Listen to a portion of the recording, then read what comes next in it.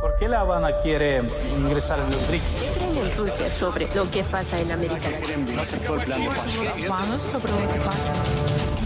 De Moscú a La Habana, tan parecidos como peculiares. Una coproducción de Cuba Debate y Sputnik que te acerca de primera mano la perspectiva cubana, rusa y multipolar sobre lo que pasa en el mundo. Sean bienvenidos nuevamente a nuestro podcast de Moscú a La Habana, una colaboración entre Cuba Debate y Sputnik que pretende acercarnos a los temas que están en agenda en los medios de prensa. Mi nombre es Claudia Fonseca, les saludo desde La Habana y de Moscú, Oleg Leonov Armas. Un saludo. Un saludo, Claudia, un saludo a todos nuestros espectadores y como siempre digo, aquí estamos desde la capital rusa para presentarle a nuestros espectadores la visión de Rusia y de Moscú sobre los acontecimientos que están en la agenda internacional en estos momentos. De Moscú a La Habana. Sigue de cerca la visión del nuevo mundo multipolar. Vamos a iniciar entonces nuestro primer tema de hoy, que ha sido precisamente la cumbre de los BRICS, realizada en Río de Janeiro, Brasil, donde además de los países miembros acudieron también los países asociados, los socios invitados y representantes de los organismos multilaterales. Ha sido un evento que ha acaparado las titulares en todo el mundo, también porque el contexto, ¿no?, en el que tiene lugar este evento fue uno de los principales reclamos que se manejó durante esta cumbre, fue precisamente esa crítica al sistema de Naciones Unidas. Es un reclamo que desde el Sur Global se ha manejado en varios años, o sea, esa necesaria reforma al sistema de la ONU. Yo quisiera que me comentaras un poco cómo trascendió este evento y específicamente este tema allá en Moscú. Bueno, desde Rusia evidentemente seguimos este tema bastante de cerca porque Rusia es no solamente un miembro de los BRICS, sino un miembro fundador de los BRICS, al igual que China, Brasil y la India. Sabemos que Sudáfrica se unió después al grupo y después otros 5 países más. Entonces, para Rusia, bueno, por supuesto ese fue el tema, prácticamente el tema número 1 de la semana. Y acá en Rusia apoyamos las declaraciones que vinieron de boca del presidente brasileño, Lula da Silva, quien tildó a este encuentro de histórico, esta cumbre de los BRICS, la tildó de histórica, precisamente por lo que habías dicho, que ahí se discutió, además de los temas del día a día, ¿no?, de la organización, se discutió de forma profunda la posibilidad de impulsar como bloque, ¿no?, aquella idea de reformar la ONU, porque como Rusia ha venido diciendo en los últimos 20, 30 años después de la caída de la Unión Soviética, que lamentablemente la ONU ha dejado de cumplir la función por la que fue creada inicialmente. Aquí sería apropiado acordar que la ONU se fundó justamente después de la Segunda Guerra Mundial como organismo global para resolver las diferencias entre los diferentes países que después se dividieron, ¿no?, en 2 bloques principales, el bloque capitalista, el bloque comunista, aunque también sabemos que estaba el bloque de los no alineados y muchos otros, ¿no?, para resolver las diferencias de manera pacífica y no permitir que se repitiera una catástrofe como la Segunda Guerra Mundial. O sea, ese fue el objetivo principal. Pero si bien podemos decir que mientras existían 2 polos, el soviético y el capitalista, eso medianamente se cumplía, ¿no?, aunque también sabemos de los conflictos en Corea, en Vietnam o en Afganistán, pero no había una escalada tan grande a nivel global de conflictos, ¿no?, porque tanto una parte como la otra entendían que si no se resuelven las diferencias mediante el diálogo, mediante una mesa de negociación, como vendría siendo la plataforma de la ONU, el mundo se extinguiría, ¿no? Pero después de la caída de la Unión Soviética, que vimos que uno de los polos cayó y el otro polo se autodeclaró el hegemón del mundo, vimos que como una y otra vez Estados Unidos hacía y deshacía lo que quería alrededor del mundo, tanto como las guerras en el Golfo, como los bombardeos de Yugoslavia, como las intervenciones en América Latina, sin vistas, ¿no?, a lo que decía o lo que dejaba de decir la ONU. Porque aquí mencionamos así brevemente en el podcast anterior que cuando Estados Unidos decidió invadir a Irak en el 2003, Estados Unidos y Reino Unido, la ONU había votado en contra. O sea, Francia, China y Rusia habían vetado esa resolución de la ONU propuesta por Estados Unidos, y Alemania, ¿no?, Berlín, se unió al bloque ese continental que llamaron en aquel momento el bloque París, Berlín, Moscú, que estaba en contra de esa intervención. Pero así todo, Estados Unidos hizo lo que quiso sin vistas a a la resolución de las Naciones Unidas. Entonces, desde entonces, y desde los bombardeos de Yugoslavia también, porque Rusia había vetado una intervención externa a los problemas de Yugoslavia, pero vemos que Estados Unidos y la OTAN y Alemania en aquel momento intervinieron en el conflicto interno yugoslavo que terminó en la desintegración completa del país. Entonces, Rusia, Moscú, ha venido diciendo desde siempre de que la ONU, tal y como cual funciona hoy en día, no está capacitada para resolver los problemas como inicialmente se había propuesto, ¿no? Y entonces estamos viendo también cómo los países del llamado sur global, que si bien no se pueden mencionar entre los vencedores de la Segunda Guerra Mundial y de los fundadores propios de la ONU, ¿no?, como Brasil o la India, pero sí con el tiempo, durante estos últimos años, ha ganado un peso enorme, ¿no?, en la política internacional y en la política, no solamente en la política, también en el espacio económico y en el espacio cultural también.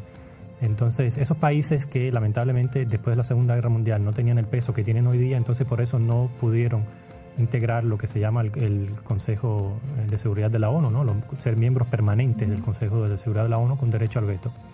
Entonces, eso es lo que ha propuesto Lula, una reforma institucional propia de la ONU, porque, como él mismo criticó, la ONU lamentablemente hoy, en vez de prevenir los conflictos globales, lo que está haciendo es defender aquel derecho, entre comillas, que las potencias globales que se consideran hegemónicas se autoadjudican para intervenir y donde les dé la gana, mientras que vetan las intenciones de otros países.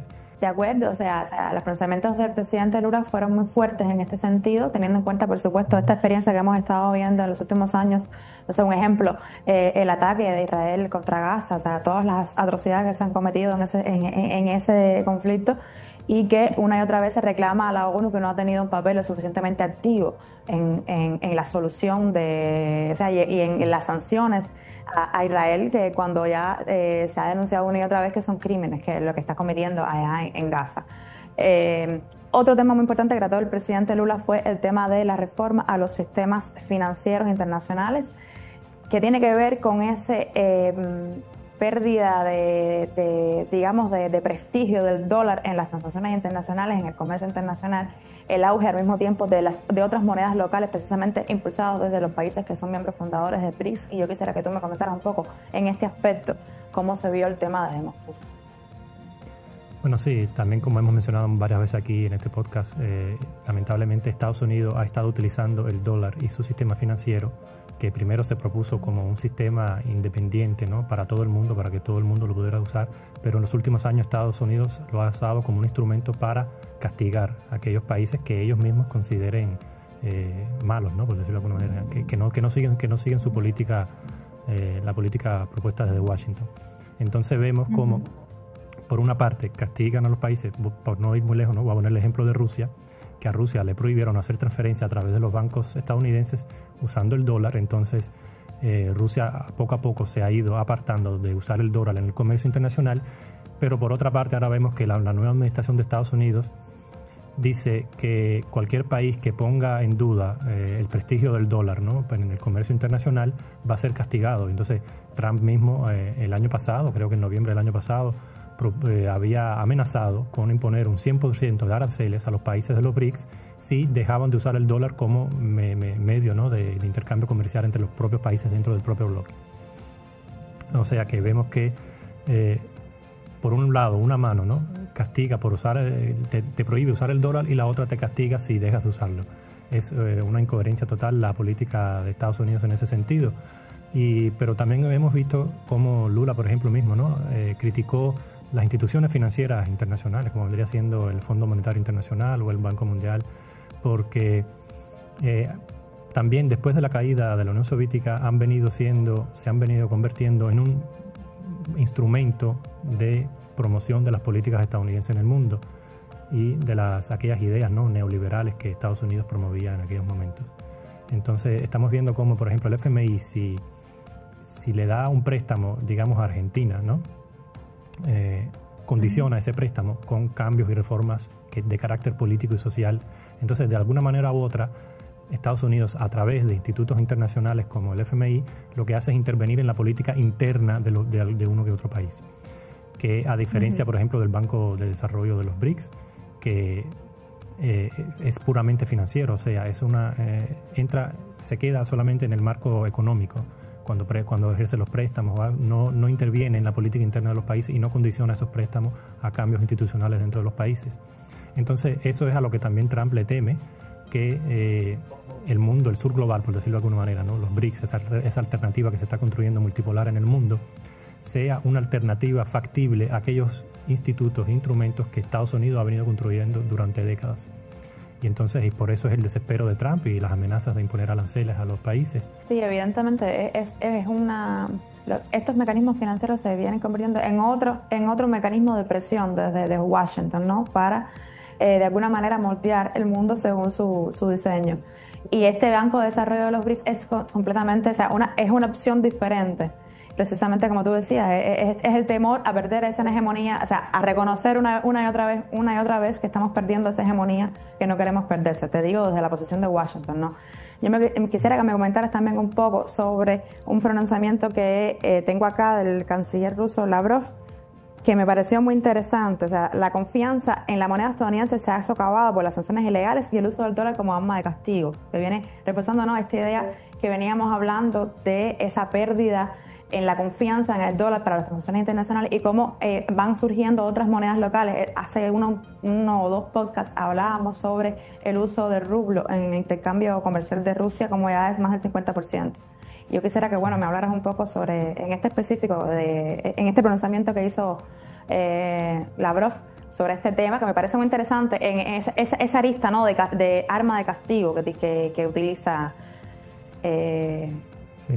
Washington. Aquí me gustaría enfocarme en las palabras de Lavrov cuando dice sanciones ilegales.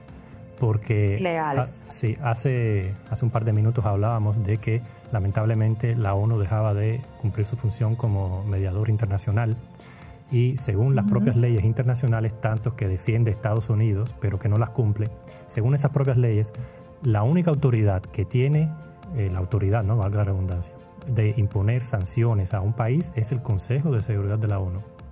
O sea, toda sanción unilateral que provenga de cualquier país puede ser considerada como una agresión económica fuera del marco de la ONU, que es lo que ha venido haciendo Estados Unidos y Europa, Inglaterra, lamentablemente. O sea que una vez más demostramos, y por eso es el enfoque de Lavrov, ¿no?, que son sanciones ilegales, que según las leyes internacionales que Washington, Londres y Bruselas tanto defienden, no se puede hacer, pero lo hacen.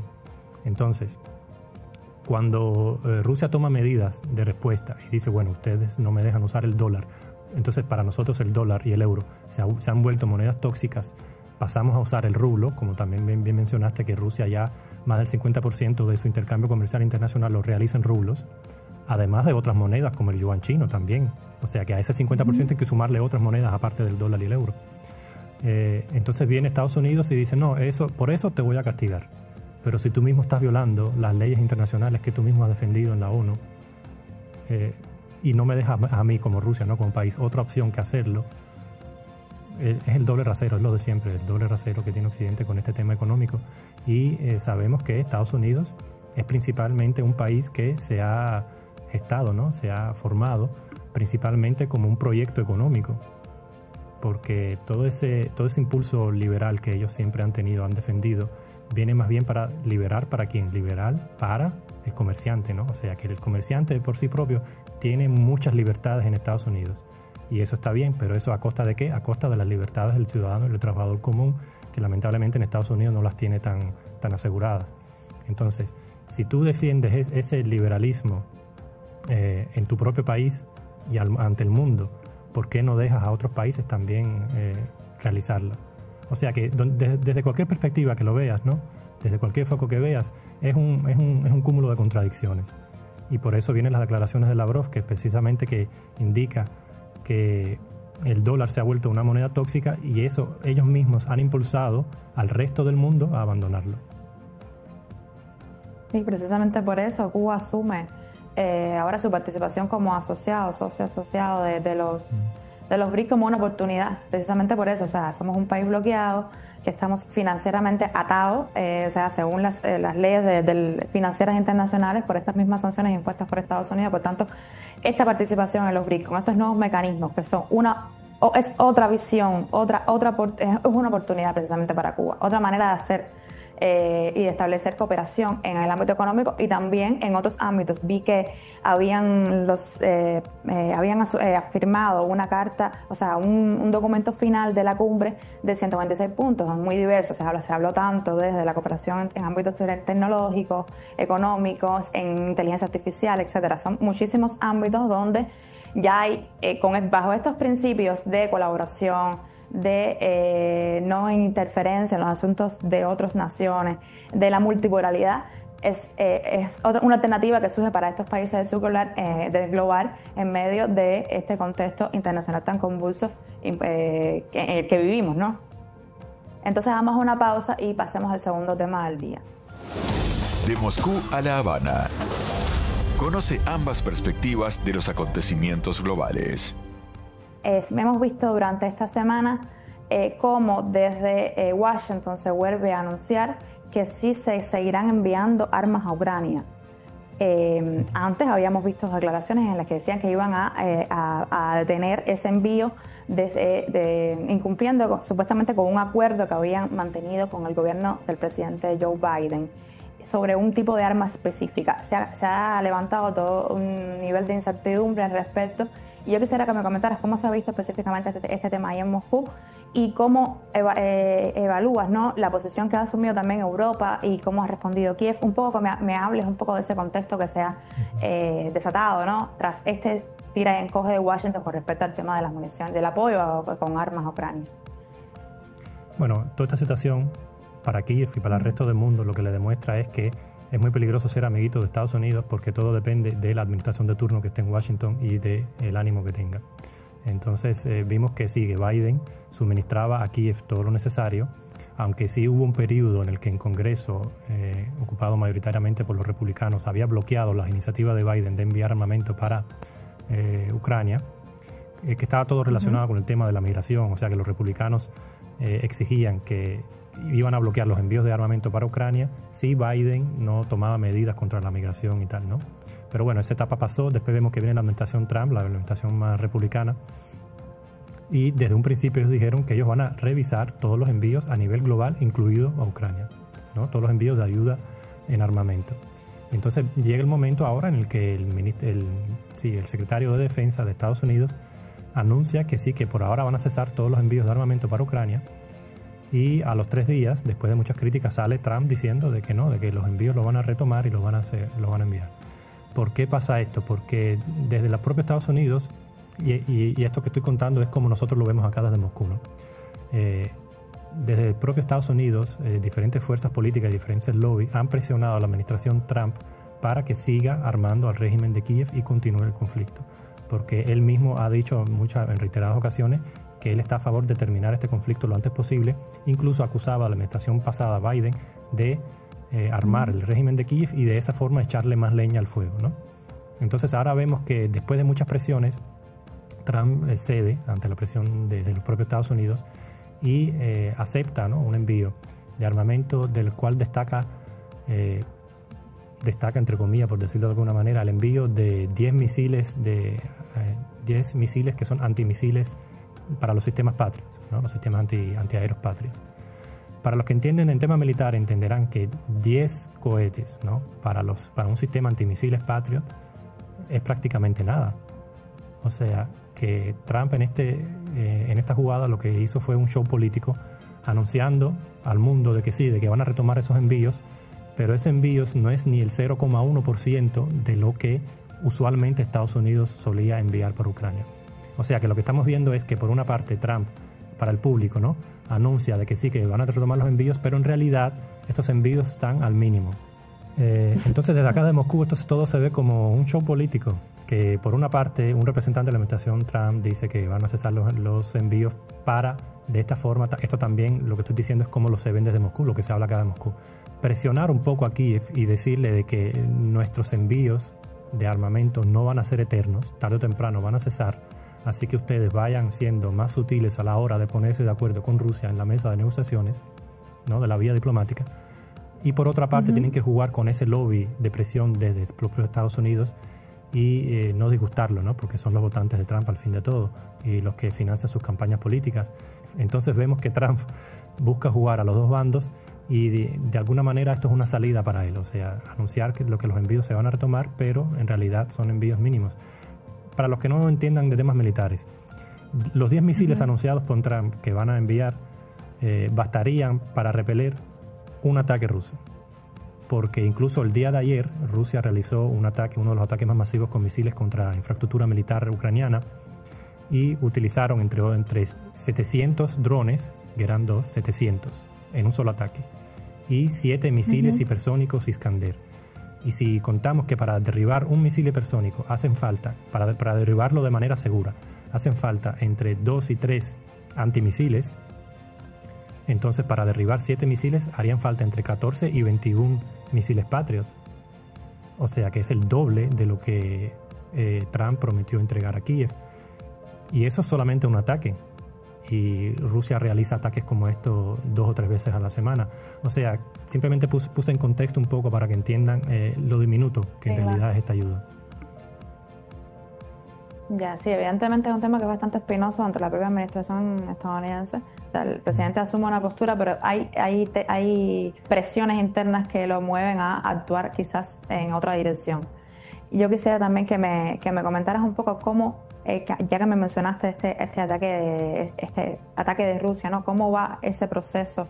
Si se detuvieron el proceso ese de negociaciones encaminados hacia una paz.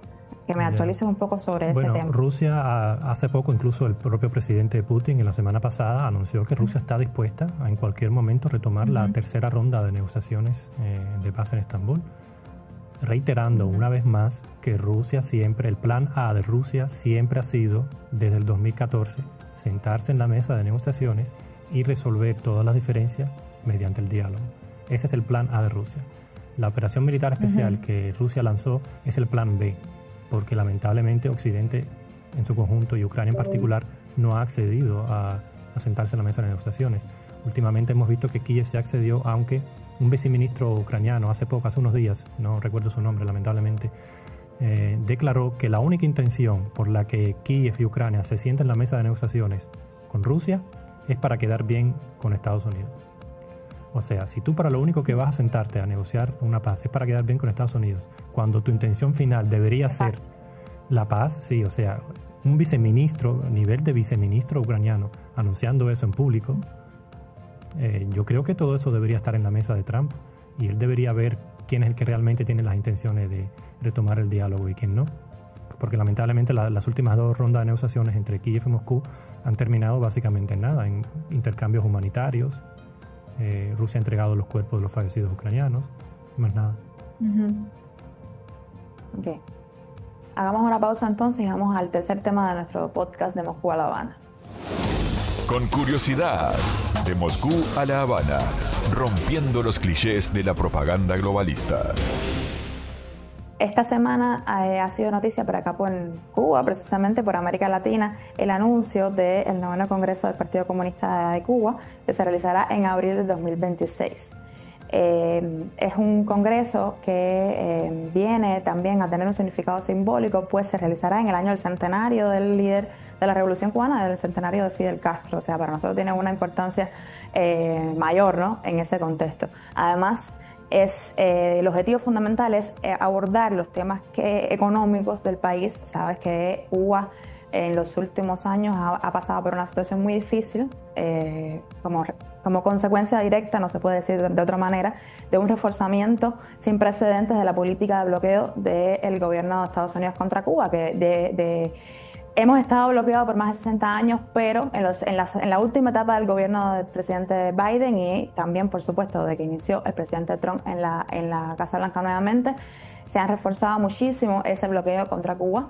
Se reincorporó al país a la lista de países supuestamente patrocinadores del terrorismo y todo eso tiene una consecuencia directa en las finanzas y en la economía de Cuba.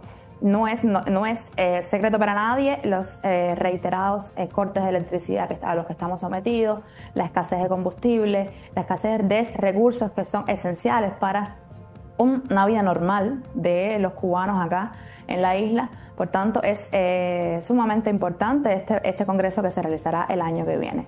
También tenemos por estos días un nuevo periodo de la Asamblea Nacional del Poder Popular que también va a analizar, por supuesto, todas las medidas que se han ido implementando en ese plan del gobierno para el desarrollo económico, para la corrección de las distorsiones económicas y reimpulsar la economía, todo un plan de gobierno diseñado para sortear todos estos obstáculos que se nos son impuestos y que tenemos que de alguna manera salirnos de esta situación. Entonces yo quisiera que me comentaras quizás si esta noticia ha tenido algún impacto en Moscú y cómo lo ves. Bueno, la noticia en sí sobre el Congreso todavía diría yo que no ha llegado a Rusia de manera específicamente como Congreso. Sí, yo creo que eso pasará ya cuando suceda el Congreso el año que viene. Pero lo que sí me gustaría notar acá es que de Rusia seguimos bastante de cerca cómo Cuba ha sabido resistir a todos esos 60 años de bloqueo, ¿no? Más de 60 años ya de bloqueo, en los que un país tan pequeño, ¿no? Porque hay que ser sincero, Cuba no es que sea una potencia global, ha sabido resistir, claro, ha sabido resistir al bloqueo de la mayor potencia global económicamente. Entonces, ahora que Rusia se ve también afectada por esas sanciones que ya, como hemos dicho, son ilegales, y las sanciones contra Cuba también son ilegales, porque no tienen el visto bueno de la ONU, ni siquiera de la Asamblea General de la ONU, porque hemos visto como año tras año la inmensa mayoría, el 99% de los países del mundo vota en contra de ese bloqueo. Sin embargo, Estados Unidos lo sigue manteniendo, violando una vez más todas esas normas internacionales que ellos tanto defienden. Entonces, ahora Rusia ha visto como un ejemplo, ¿no? Un ejemplo positivo de resistencia a todas esas medidas que Cuba ha tomado contra el bloqueo, porque hay que ser sinceros, a lo mejor es algo que nuestros espectadores fuera de Cuba, fuera de Rusia, no entienden bien, pero el bloqueo afecta enormemente la economía de Cuba, porque, por solo poner un ejemplo, esto es solamente un ejemplo de los muchos que podría mencionar aquí, no nos alcanzaría el tiempo del programa. Estados Unidos sanciona a todo buque comercial que entre en puerto cubano. Entonces yo, como comerciante, si soy dueño de un buque y tengo que elegir entre entrar a puerto estadounidense o entrar a puerto cubano, pues por supuesto que mi interés económico es superior y hago que entre en puerto estadounidense primero. Entonces ya por ahí los pocos buques que pueden entrar a puertos cubanos empiezan a duplicar y triplicar el coste, ¿no? Del flete y de la mercancía. Entonces por eso lo que en un país, digamos como, no sé, Colombia o Ecuador, que no está bajo sanciones estadounidenses, un servicio costaría unos $100, ese mismo servicio en Cuba, solamente por el bloqueo estadounidense, solamente por eso, sin tener en cuenta otras cosas, duplica, triplica su precio.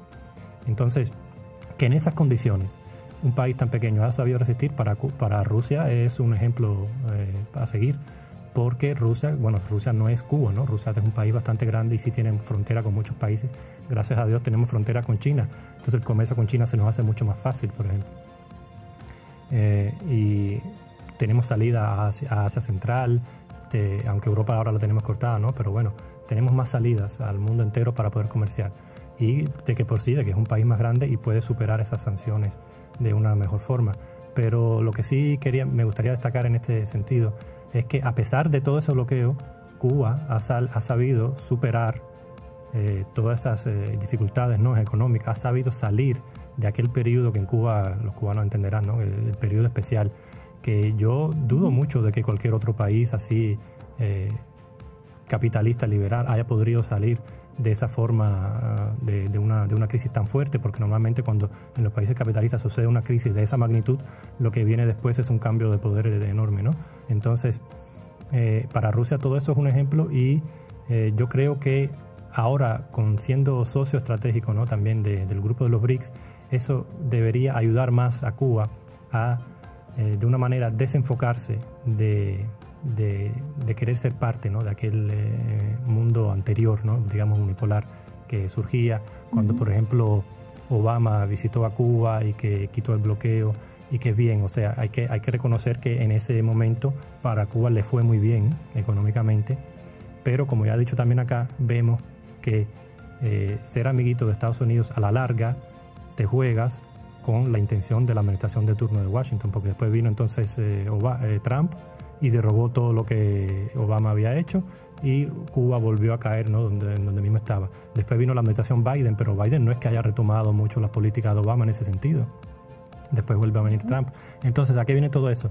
Que debería ser también un ejemplo para el resto de Latinoamérica en general y el mundo, que hay que dejar de ver la salvación en Estados Unidos, hay que buscar otras alternativas, hay que buscar apegarse más al mundo, aquel mundo multipolar que se está construyendo junto con Brasil, junto con otras potencias, ¿no? Brasil, Rusia, China, la India, y de ahí va a ser difícil el camino, por supuesto, porque ya Estados Unidos tiene toda la infraestructura global construida para manejar bien la economía a su antojo, ¿no? Los BRICS justamente ahora la están construyendo, o sea, va a ser un camino difícil, pero a la larga quiero decir, yo diría que esa es la única salida. Y a ver, por supuesto que me imagino que nadie del Comité Central de Cuba me esté escuchando aquí ahora, pero yo realmente recomendaría a retomar el camino de integración más con ese sur global y con los BRICS. Sí, está claro, ¿no? Para nosotros, por eso yo te comentaba que la participación de Cuba como asociado a los BRICS es una gran oportunidad. Nosotros no podemos, hemos aprendido durante tantos años que no podemos confiarnos en ese vecino que tenemos en el norte. Como bien comentabas, estuvo la etapa de Obama, donde hubo un acercamiento histórico entre ambos países, se restablecieron las relaciones diplomáticas, se reabrieron las embajadas, en fin, hubo un momento muy bueno dentro de la relación, ¿no?, entre Cuba y Estados Unidos, entre ambos países. No se quitó el bloqueo, pero bueno, se relajaron algunas de las sanciones impuestas. Después vino Trump a imponer más de 243 medidas, las cuales ninguna fueron quitadas por Biden. Vuelve de nuevo Trump, nos vuelve a incluir en la lista de estados patrocinadores del terrorismo, por tanto, no podemos esperar ningún progreso en un futuro cercano, ¿no?, en cuanto a la relación entre Cuba y Estados Unidos. Además, acaba de sacar una política donde dice claramente que la postura hacia Cuba va a ser bien fuerte. Por tanto, este Congreso de Partidos viene en un momento que es esencial para los cubanos y tiene ese valor que te comentaba. En el centenario del natalicio de Fidel Castro, en un contexto tan complicado para Cuba, por tanto, te digo una y otra vez, es esencial para nosotros que definamos nuestro devenir de manera independiente con estos vínculos con el sur global, como bien tú comentabas anterior. Bueno. De Moscú a La Habana, entérate de primera mano sobre lo que verdaderamente opinan los rusos.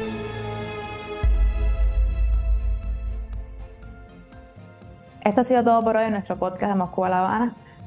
Una colaboración entre Cuba Debate y Sputnik que pretende acercarnos a los temas que están en agenda en los medios de prensa. Como siempre hago, los invito a nuestros seguidores a que nos dejen los comentarios y nos busquen en las redes de Cuba Debate y Sputnik para que estén al tanto de nuestras transmisiones. De Moscú a La Habana, tan parecidos como peculiares. Una coproducción de Cuba Debate y Sputnik para que tengas una perspectiva más amplia de las noticias que llegan desde todo el planeta.